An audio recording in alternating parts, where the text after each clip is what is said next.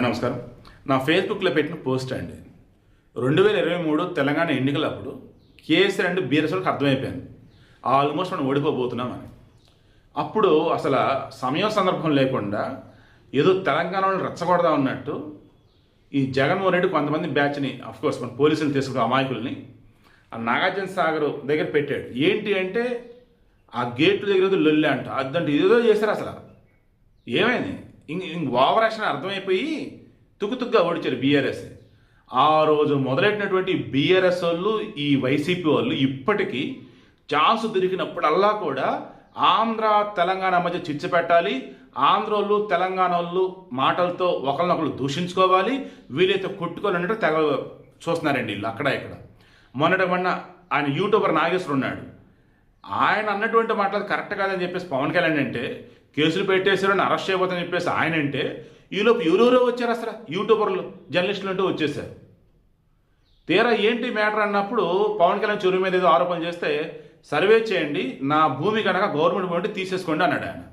దాని సైలెంట్. అసలు ఆ రోజు వచ్చిన ఇష్యూ ఏంటి, వీళ్ళు చేసిన హడావుడు ఏంటి? ఈరోజు రేవంత్ రెడ్డి గారు తెలంగాణ ముఖ్యమంత్రి, ఆయన తెలంగాణ బిడ్డ, ఆయనని కావాలని సాక్షి ఛానల్లో ఆయన కొమ్మినేని శ్రీనివాసరావు ఏమయ్యా నువ్వు మోడరేటర్ అంటే పెద్ద ఆయన, మనం ఒక మోడరేటర్, నేను ఈటీవీ ప్రతిదిన మోడరేటర్ చేసినట్టు నేను చెప్తున్నా, 60లో మోడరేటర్ చేసినట్టు నేను చెప్తున్నా.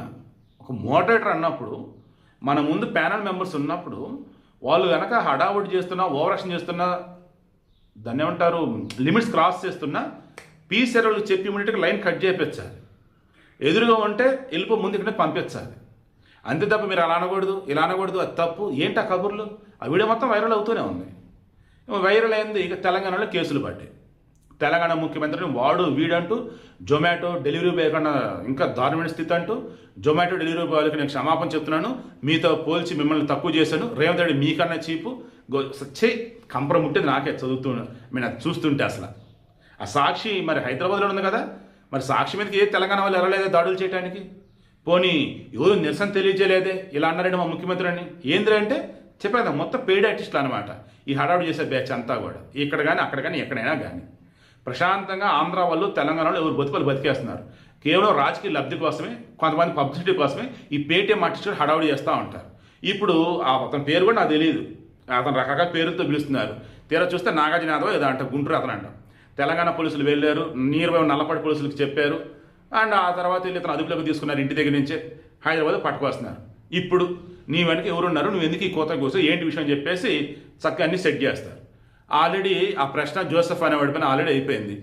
ఇప్పుడు ఇతను ఇటువంటి వాళ్ళకి ఎంతమంది ఉన్నారు ఏంటో కానీ ఒక మొక్క చెప్తాను నేను, చాలాసార్లు చెప్పింది ఇదే, వైసీపీ కానీ జగన్ కానీ మీరు ఫేవర్గా ఉన్నారంటే మీ జీవితాన్ని మీరే నాశనం చేసుకోవటం. నేను మరలా చెప్తాను, నేను ఫాలో అయ్యే ప్రిన్సిపల్ ఒకటి చెప్తాను మీకు. ఎవరైతే సమాజానికి మంచి చేయరో, ఎవరైతే స్వార్థం తప్ప వేరే వాళ్ళకి తెలియదో, ఎవరైతే వాళ్ళ స్వార్థం కోసం ఇతరులను బలిచేస్తారని అనుకుంటారో, అటువంటి నాకు కనిపిస్తారో వాళ్ళందరూ నేను దూరంగా ఉంటాను. వాళ్ళ దగ్గర కూడా నేను పోను, వాళ్ళతో వాదించడం, వాళ్ళతో డిస్కస్ పెట్టను, నమస్కారం బాబు అని చెప్పి దూరం జరిగేస్తాను. ఈవెన్ వైసీపీకి జగన్కి ఫేవర్ ఉన్నటువంటి వాళ్ళు నాకు బాగా తెలిసిన వాళ్ళు అయినా కానీ అసలు వాళ్ళతో ఫోన్ కానీ డైరెక్ట్గా అసలు ఉండదు. జస్ట్ మెసేజ్ పెడితే ఏంటి విషయం చెప్పడానికి అంట, అంతే.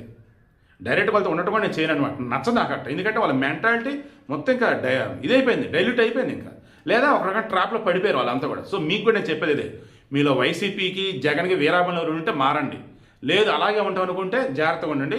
అటువంటి మీకు తెలుసునంటే వాళ్ళకి జాగ్రత్తగా దూరంగా జరగండి.